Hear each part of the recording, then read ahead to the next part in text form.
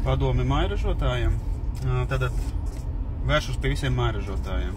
Pirms jūs uzsākat savu biznesu, ļoti skaidru un gaiši aprakstat daudzas lietas, par kurām es šobrīd runāšu video.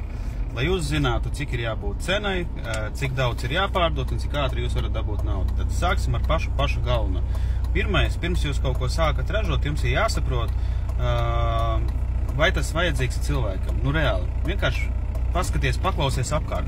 Paklausies, ko saka cilvēki. Vai tu dzirdi, ka tavu produktu gribēs pirkt pārējie cilvēki? Tas ir numur 1. Otrais solis, kas ir obligāti jāizdara, ir jāprēķina paši izmaksā 1000%. Pirms tu kaut ko sāc darīt, ir jābūt skaidrai informācijai, cik tas viss maksās un cik tu varēsi no tā visa nopelnīt. Kā piemēram, ir jāizrēķina pilnīgi viss, tad vīzija materiāli, elektrības, īres, savs laiks, darba laiks, nodokļi, pārvadāšana, iepakojums, pilnībā viss. Ja tu to izdarīsi, tad tu skaidri gaiši sapratīsi, cik tev ir izdevumi. Pēc tam tu paņemsi un paskatīsies tirgu, vai pieņemsim pa tādu cenu vai tādu uzcenojumu tu vari pārdot cilvēkiem. Ja tu skaties, ka pieņemsim, tevs produkts īstenībā maksā dārgāk, nekā vidēji tirgu, tas nozīmē, ka tev būs jāuztaisa tāda pārdošana, tāds pievienotais vērtība, mārketings, lai cilvēki gribētu maksāt vairāk par tavu produktu 20-30%. Ir jāizdomā tāda. Tur ir ļoti jāpadomā par tām lietām, lai to visu sakārtotu. Tad, kad tas viss ir izdarīts, tad nākošais solis ir vēlreiz tāda viena lieta svarīga jāapzinās. Cik ātri, kā tu kā persona vari tikt pie naudas. Piemēram, ja tavs produkts gatavojās tur 2 nedēļas, un tu vari tikt pie naudas tikai pēc 3-4 nedēļām, un tā nauda, pieņemsim, tur ir 50 eiro tikai, ja?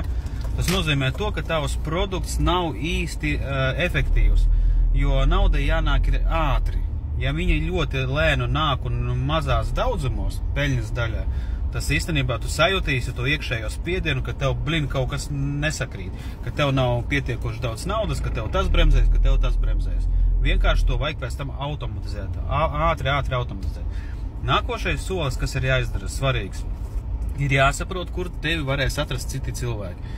Tas nozīmē, ka tavai personībai, tavai lietai, ko tu darīsi, tev būs jāstāsta, jārunā, jābūt Facebookā, Instagramā, TikTokā, YouTube, mājaslapām, tirdziņos, sadarbībās, visās iespējamās vietās, lai tevi cilvēki atrastu. Lai atrastu reāli. Tur ja tu baidīsies par savu produktu, tu kautrēsies, tad tā pārdošana būs ļoti gausa un nepatīkama. Nākošais solis, tad, kad tas viss ir, tad ir jāsāk domāt, kā tu vari sadarboties ar daudziem citiem uzņēmumiem un cilvēkiem. Ja tu to darīsi, tad tu sapratīsi, ka tavu produktu ātrāk citi cilvēki pārdos un stāstīs citiem cilvēkiem. Tādēļ, lai izdodas sākumā sagatavot tiešām pašu svarīgāko moduli, sākumā visam iziet cauri, aprakstīt detalizēti, un tad ķerties klāt pie darba, jo tas ir sagatavošanās process, kurš tev atbrīvos no tā, ka, kaut kas nesanāca, vai tur nesanāca to izdarīt, vai nesanāca to. Tu jau automātiski būsi izstrādājis šo plānu, lai tu varētu sasniegt labākus rezultātus.